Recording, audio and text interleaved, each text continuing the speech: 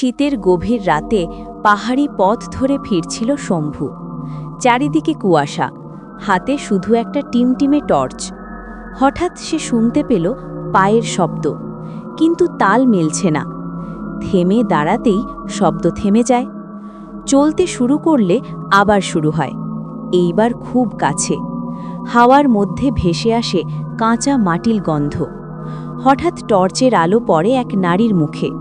চুল এলোমেলো, চোখ দুটো অস্বাভাবিক বড়। তার শরীরের নিচের অংশ নেই, মাটি ছুঁয়ে ভাসছে।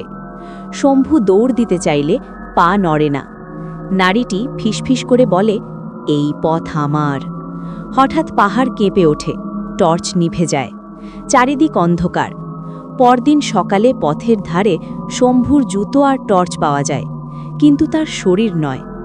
আজও ওই পাহাড়ি পথে রাতে গেলে শোনা যায় অসম পায়ের শব্দ, আর কেউ একজন ফিসফিস করে, এই পথ আমার।